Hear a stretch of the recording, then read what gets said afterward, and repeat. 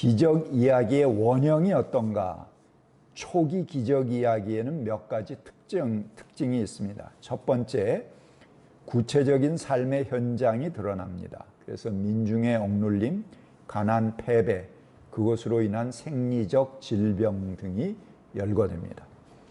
두 번째, 그들의 희망과 간구가 그대로 적시됩니다. 주님 보기를 원하나이다. 주여 우리를 불쌍히 여기소서. 주님 말씀만 하여 주옵소서 등 민중의 바람이 드러나며 예수는 그들의 호소와 부르짖는 소리를 듣고 답합니다. 셋째, 예수가 그들을 향해 애정을 표현합니다. 예수께서 그들을 격리시키고 만지고 주무르고 흙을 개어 바르고 소리를 치는 등 어떤 방법을 쓰든지 간에 그들을 삶의 자리로 돌려보내려고 애를 씁니다. 예수의 치유 행위는 민중을 정상적인 방법으로 살아가도록 하는 삶의 투쟁이고 병, 고통과 싸우는 투지가 드러납니다. 여기에는 그들의 딱한 처지를 운명론으로 받아들이기를 거부하고 민중이 질병 없는 새로운 삶을 가져야 한다는 해방의 의지가 담겨져 있습니다. 그 아픈 장애와 질병, 이건 정상적인 삶이 아니다. 하나님 나라에선 이런 것들은 전부 극복되어지고 없어져야 된다 하는 것이 예수의 치유의 중심인데, 나중에는 변질되는 거죠. 예수야말로 하나님의 아들이다. 또는 그 예수가 하나님의 아들이라는 걸 믿느냐 안 믿느냐, 이런 것으로 그 상황이 바뀌어지는 거를 볼 수가 있습니다.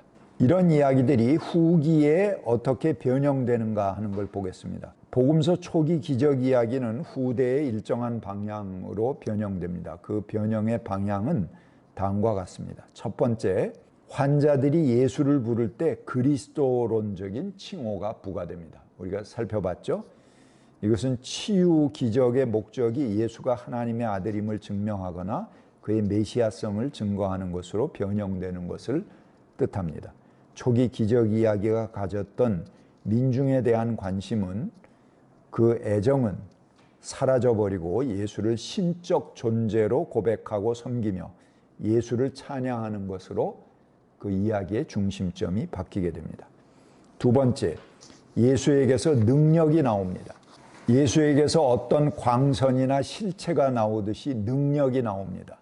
심지어 예수는 능력을 몸으로 느끼고 지나쳤다가도 다시 되묻기도 합니다. 마가복음 5장 30절에 보면 예수께서 곧 자기에게 능력이 나간 것을 몸으로 느끼시고 무리 가운데 돌아서서 누가 내 옷에 손을 대었느냐 하고 물으셨다. 능력이 뭐 이렇게 몸속에서 빠져나가는 걸 아마 느끼셨나 보죠. 그래서 이제 그런 능력이 어떤 몸의 실체같이 그렇게 여기는 거예요. 그래서 그의 몸에서 능력이 빠져나갔다. 그래서 고쳤다. 뭐 이런 것으로 변형됩니다. 누가복음에 보면 온 무리가 예수에게 손이라도 대어보려고 애를 씁니다. 그럴 때 예수에게서 능력이 나와서 그들을 모두 낫게 하였기 때문이다. 부흥강사가 뭐 성령 받아라 쉐 그러고 싹 쏘면은 이제 와 하고 또 그 받아서 벌떡벌떡 넘어지는 사람도 있고 뭐 그러잖아요. 복음서의 본문들, 예수에게서 능력이 빠져나갔다든가, 그래서 그의 능력이 나와서 모두 고침을 받았다든가, 이런 거를 이제 현대판 버전으로 확대시킨 거죠. 중심은 환자가 가진 절박한 상황이 아니라 치유하는 사람의 권위와 능력으로 치우치는 겁니다. 그 초기 환자들의 상황이 무너지고 예수가 하나님의 아들이다 이런 걸 증명하는 프루프 텍스트로 변형되면서 이런 부작용들도 생기게 되는 겁니다. 누가 능력을 쏘느냐, 누가 그 권위로 말씀을 치유의 그 기적을 일으키느냐, 누가 하는 걸로 바뀌게 됩니다. 그러니까 누가 어떤 권위를 갖느냐 하는 게 그 치유 행위를 행하는 자의 능력으로 초점이 옮겨지는 거예요. 고침을 받아야 되는 사람의 아픈 상황이 예수에게선 중심이 됐는데 나중에는 고치는 사람의 권위와 능력, 이것으로 그 중심점이 옮겨가는 겁니다. 세 번째, 예수의 위대성과 주도권이 강조됩니다. 그래서 예수께서 할 수 없었다든가 하지 못했다든가 하는 것은 메시아적 권위에 어긋난다고 보았습니다. 그래서 그가 자발적으로 또는 주도적으로 하지 않았다는 식으로 수정합니다. 넷째, 치유 행위에 신앙이 전제 조건으로 등장합니다. 너는 믿느냐? 네 믿음대로 될지어다 등의 조건이 첨가되면서 치유를 간절히 원하는 민중의 상황은 물러가고 기적을 결정짓는 요소로 그들이 가진 믿음이 강조됩니다. 민중 안에 있으며 그들의 아픔을 강하게 끌어안던 종교는 이제 교회 안의 신앙, 믿음으로 그 강조점을 옮깁니다. 그래서 예수를 얼마나 충실하게 믿느냐, 이게 병을 낫는 하나의 가늠쇠가 되는 거죠. 하나님 나라의 현장은 사라지고 교회 안에 신앙의 강함을 강조하는 것만 남게 되는 것입니다. 그래서 치유의 책임 또한 치유받는 사람의 믿음으로 옮겨갑니다. 마술과 주술과 기적, 이 세 가지가 비슷한 것 같지만 다릅니다. 마술이나 주술은 인간이 신의 행위를 당겨서 하는 것입니다. 그래서 신의 개입을 유도합니다. 그러니까 비가 안 오면 나무에 올라가서 물을 자꾸 뿌려요. 그렇게 함으로써 하늘에서 비가 내리도록 유도하는 거. 또 여러분 뭐 그 집세기 같은 걸로 사람을 만들어서 그 사람을 저주할 때 거기다 바늘을 계속 꼽는 거, 뭐 그런 거 보셨죠. 그래서 인간이 어떤 행위를 함으로써 신이 개입해서 신의 행위가 따라오도록 유도하는 것이 마술이나 주술이 갖는 특징입니다. 그런데 기적이라는 건 뭐냐 하면 내가 내 삶을 드러낸다든가 나의 어떤 의지를 관철시키기 위해서 신을 끌어들이는 게 아닙니다. 내 의지를 중심으로 신을 거기다가 끌어들이는 거는 그건 마술이나 주술이에요. 기적은 하나님의 뜻이 먼저 있습니다. 그래서 하나님의 뜻을 이루기 위해서 나를 비우고 헌신할 때 일어나는 행위가 기적입니다. 하나님의 뜻을 이루려고 내가 투신할 때 생기는 게 기적이지, 내 뜻을 이루기 위해서 신을 끌어들이는 것은 마술과 주술이에요. 바뀌는 거죠. 그러니까 예수님이 40일간 금식하시고 능력이 아주 충만해졌을 때 사탄이 와서 뭘 요구합니까? 너 배고프지? 40일 동안 금식했으니까. 돌로 떡 만들어 먹어. 예수가 뭐 능력이 충만하면 돌로 떡을 만들어 먹을 수도 있었겠죠. 그러나 예수가 거부하십니다. 사람이 떡으로만 살 것이 아니다. 하나님의 말씀으로. 돌로 떡을 만들어 먹는 것, 내 배를 채우기 위한 거죠. 그거는 기적이 아닙니다. 그거는 주술이에요. 내 배를 채우기 위해서 하나님의 신의 힘을 빌려오는 거는 아까 뭐라 그랬어요? 마술이나 주술이라고 그랬죠. 그러니까 만약에 그 시험에 예수가 빠져서 돌로 떡을 만들어 먹었으면 한 번 떡 먹고 예수는 아웃이야. 그거는 이제 그냥 시험에 빠진 거죠. 지 뜻을 이루기 위해서 신을 끌어들이는 거니까 그건 아웃입니다. 두 번째는 뭐예요? 높은 성전에 올라가서 너 뛰어내려라. 그러면 천사들이 받을 것이다. 그렇게 요구했잖아요. 사탄이. 그래?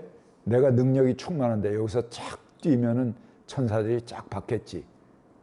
그것도 이제 성경에 있는 말을 인용한 거예요. 사탄이 그냥 말하진 않아요. 구약의 시편에 나온 귀절을 인용해서 네가 뛰어내리면은 메시아가 이제 왔을 때 그 뛰어내리면 천사들이 와서 받는다, 그런 말이 있어요. 그러니까 너 한번 뛰어내려봐. 그렇게 유혹하는 거죠. 그러나 예수께서 그걸 보고 사탄아 물러가라. 이놈이 어서 수작질이야 하는 거죠. 자기의 영광을 드러내기 위해서 신의 힘을 빌려오는 건 뭐예요? 마술이나 주술사가 돼버리고 마는 거죠. 예수의 기적이라는 거는 자기의 능력을 한번 드러내거나 과시하거나 그런 게 아닙니다. 전부 그 삶에 있어서 그것이 아니면은 일어날 수 없는 그런 어떤 정황의 사람들, 그런 사람들이 본래의 자기 삶을 되찾게 해주는 것이 기적 이야기지, 가만히 있는데 뭐 저 산이 빠져서 바다가 되든가 어떤 일이 있어서 보란듯이 성전에서 뛰어내려갖고 천사가 밖에 온다든가 이런 거는 기적이 아니에요. 나를 과시하기 위한 거지 그건 하나님의 뜻을 드러내기 위한 게 아니잖아요. 그러니까 그런 건 기적이 아니다 하는 거죠. 예수 주변에 일어난 기적들은 초자연적인 일, 특수한 상황에서 벌어지는 일도 있지만 오히려 대부분 기적들은 지극히 평범한 일, 사람으로서 마땅히 누려야 할 기본적인 삶의 이야기들입니다.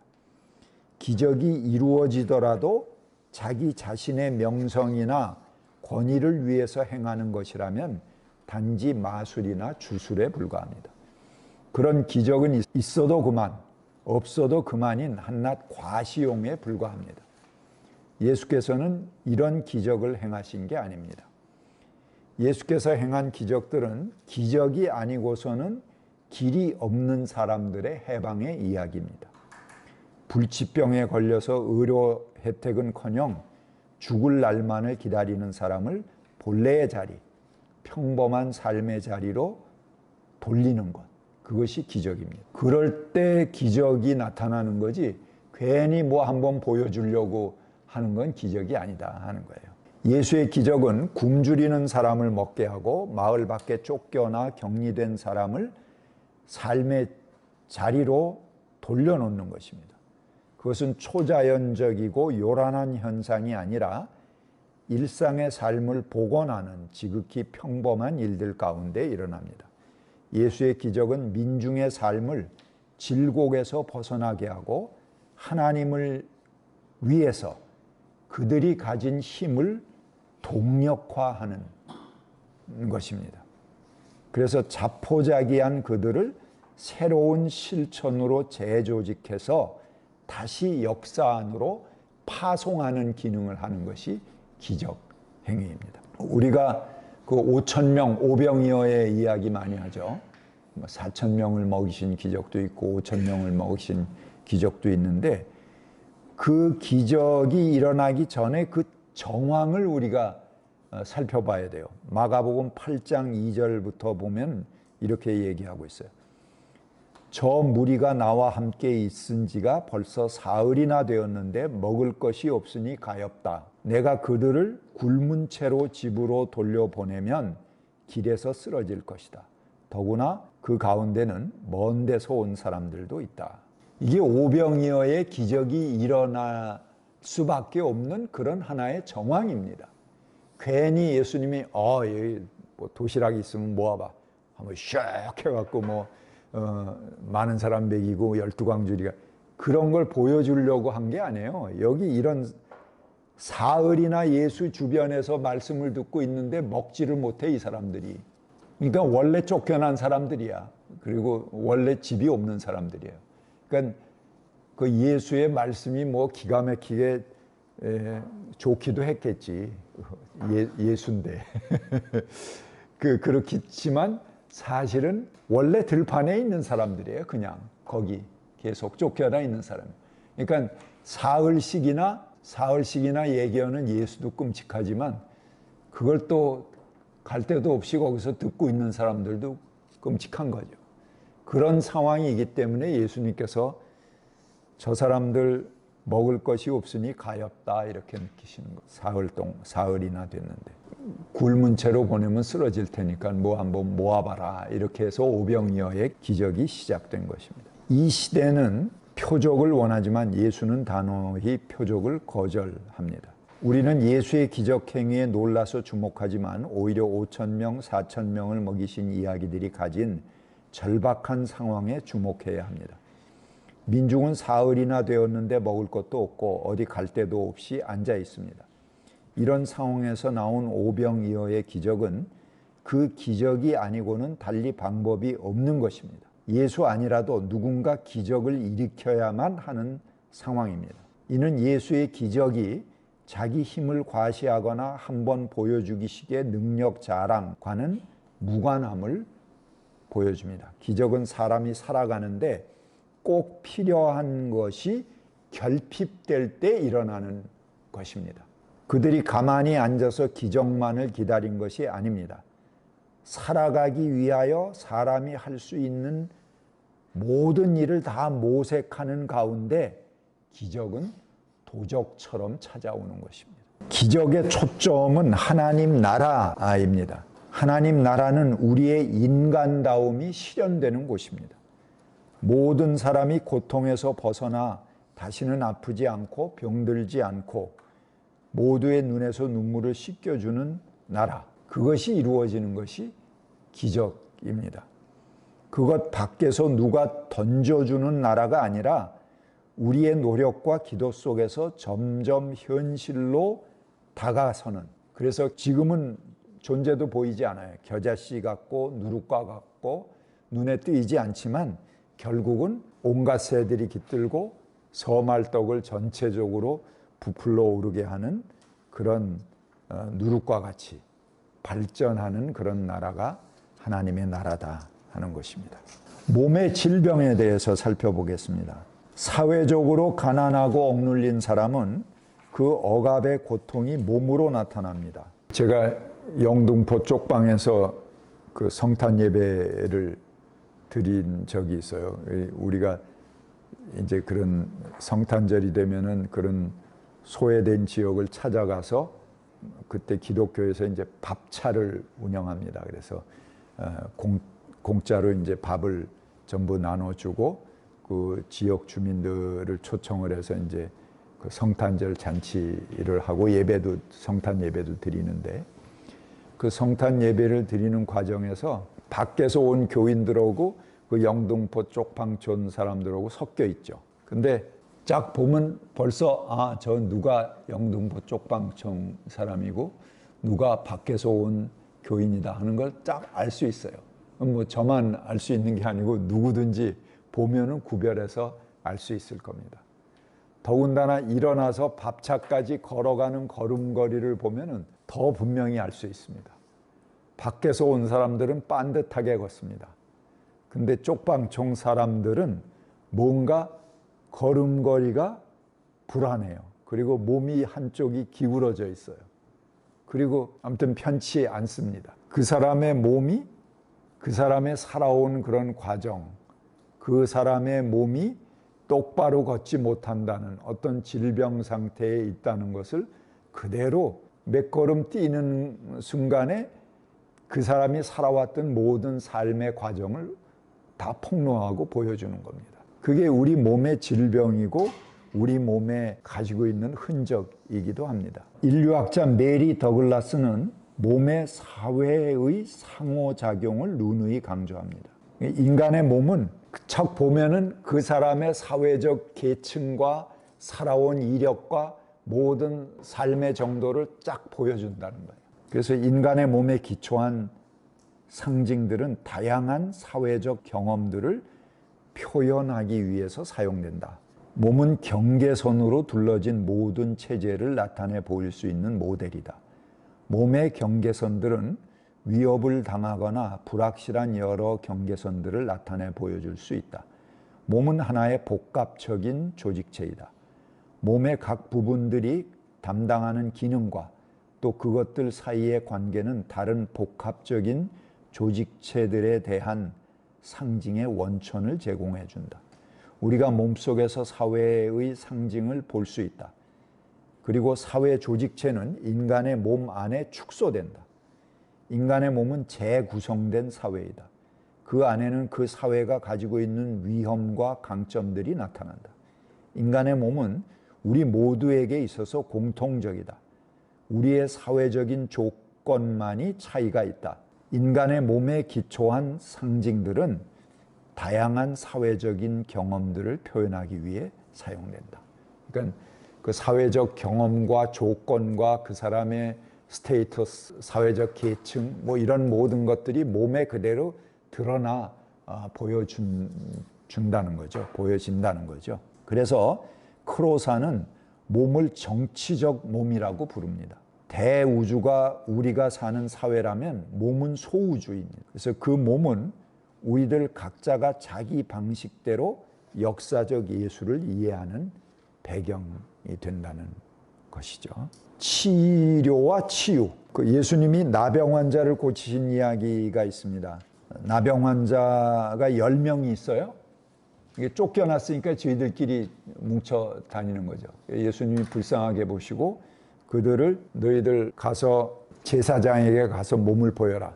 뭐 고치는 것도 없어. 그냥 가서 몸이 나았으니까 너희 몸이 나은 거를 가서 제사장에게 확인하고 그 다음에 마을로 들어가라. 아까 복귀 명령을 그들에게 주십니다.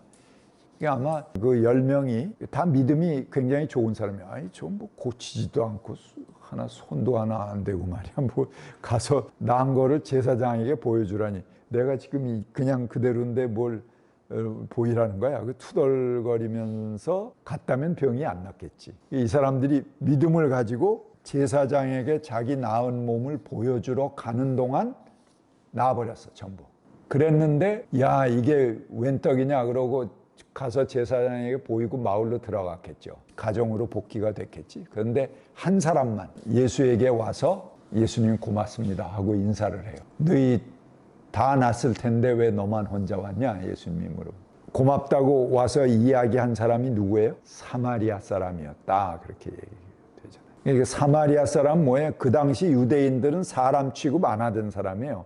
이방인이다. 저거는 저주받은 민족이다. 이렇게 생각하던 사마리아 사람 혼자만 와서 예수님에게 감사하다고 인사를 하고 예수님께서 내 영혼이 구원을 얻었다 하고 다른 사람은 몸의 질병이 치료된 거죠. 그렇지만 이 사람은 구원을 얻어요. 이 영적인 치유까지 행해진 겁니다. 그러니까 몸이 고쳐지는 행위는 그냥 치료예요. 육체적 질병을 고치는 거죠. 그러나 치유는 육체적인 질병뿐만 아니고 그 사람의 정신적인, 영적인 구원까지 함께 얻는 것입니다. 치유를 받은 거는 여기 사마리아 사람 혼자죠. 치료를 받은 건 모든 병자가 다 치료를 받았지만 그 사람은 이제 혼자 치유를 받은 것입니다. 이게 사실은 나병이라는 병이 발견된 것은 1868년입니다. 노르웨이의 의사 한센이 발견한 간상균을 발견했거든요. 그래서 한센 병이다 뭐 이렇게 그 이야기하는 거죠.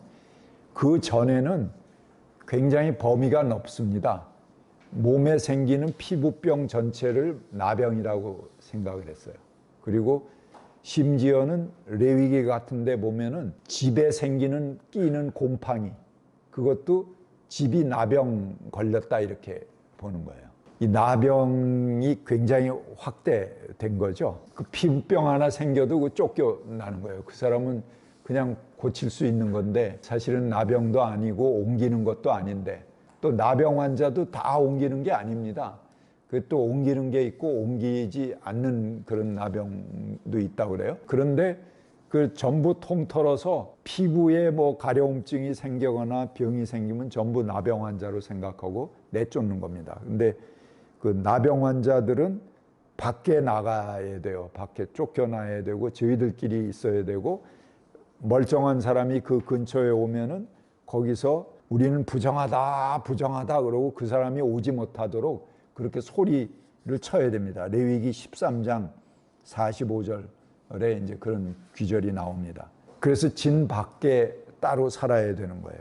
그러니까는 그 나병 환자를 고치신 이야기를 통해서 사실은 치유받은 사람은 너희들이 가장 멸시하고 사람 취급 안 했던 사마리아 사람 혼자 치유받고 구원받았다. 이 이야기는 뭘 얘기합니까? 그 사람들의 육체적인 문둥병, 나병을 고치는 이야기를 뛰어넘어서 그 사람들이 가지고 있는 사회적 차별의식, 그런 어떤 사회적인 편견, 사람을 멸시하고 홀대하고 차별하는 그런 의식, 괜히 사마리아 사람이라고 그래서 괜히 사람 취급 안 한 거잖아요. 그것을 치유하는 이야기이기도 합니다. 그러니까는 어떻게 보면 문둥병을 치유하는 이야기지만 그보다 더 큰 거는 그들 속에 가지고 있는 마음의 차별의식입니다. 그것을 고치는 이야기로 예수님의 그 이야기가 기능하고 있다 하는 것입니다. 맨 마지막에 이제 10쪽에 있는 메시아의 비밀이라는 거 보겠습니다. 메시아의 비밀이라는 건 뭐냐면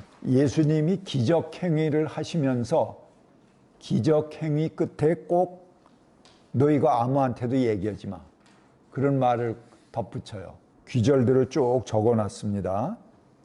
마가복음 1장에 나오는 이야기들 3장, 4장, 5장, 7장, 8장, 9장에 나오는 모든 기적 이야기들을 다 찾아보세요. 거기 보면은 예수께서 아무에게도 말하지 마라, 그리고 그 말을 비밀에 붙입니다. 그리고 그 사람이 병 고침 당한 것을 다른 사람에게 이야기하지 못하도록 제어하시는 이야기가 나옵니다. 그래서 왜 예수님은 병을 고치고 자랑스러워서 그 밖에 가서 내가 병 고쳤다고 그래? 그리고 좀 이야기하도록 하는 게 오히려 사람의 본성이잖아요. 그런데 그거 얘기하지 마, 그리고 억제시킨단 말이에요. 모든 그 기적 이야기 다음에. 그래서 이거를 메시아닉 시크릿다, 이렇게, 메시아의 비밀이다, 이렇게 이름을 붙였습니다. 이 신약학자인 브레데가 가만히 보니까 기적 이야기 다음에 예수가 꼭 말하지 말라고 그 쐐기를 봤거든.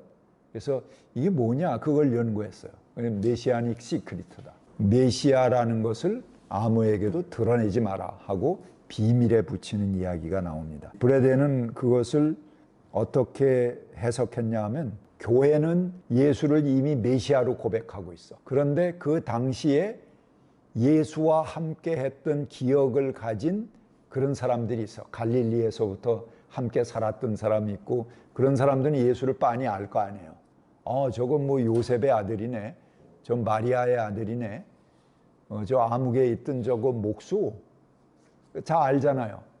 근데 그 사람들이 교회에서 예수를 하나님의 아들로 메시아로 고백하는 것과 예수를 눈으로 보고 경험한 주변의 사람들이 저 무슨 하나님의 아들이야, 그냥 저 우리 집 고쳐준 목수구만, 이렇게 아는 그 역사적 경험을 가진 사람들하고의 갭이 있잖아요. 그 갭을 설명하는 방식이 너 아무한테도 이야기하지 마, 이렇게 비밀에 붙이는 방식이었다. 브레데는 그렇게 해석을 했어요. 근데 브레데가 메시아의 비밀을 설명한 것은 지극히 문학적인 이해입니다. 하지만 이를 당시 상황 속에서 이해한다면 메시아의 비밀은 공권력에 쫓기는 예수가 자신을 지켜나갈 수 있는 유일한 방법이기도 합니다. 자신에 대한 소문이 확산되는 속도를 지연시킴으로써 안티파스의 감시망에서 가능한 한 안전을 확보하려고 했을 거라고 보여집니다. 그래서 예수는 아직 내 때가 이르지 않았다라면서 결정적 시기가 임하기까지 자제하고 기다렸습니다. 그는 신분이 노출되면 집촌 밖에서 은둔했습니다. 그렇기 때문에 복음서에 나타나는 메시아의 비밀은 오히려 신적인 메시아의 위상과 역사적 한계 속에서 자신의 운동을 전개해 나가는 운동가 예수와의 격차를 설명하는 방식으로 이해하는 것이 더 사회적이고 현실적인 이해다, 이렇게 볼 수 있겠습니다. 오늘은 거기까지 강의하도록 하겠습니다.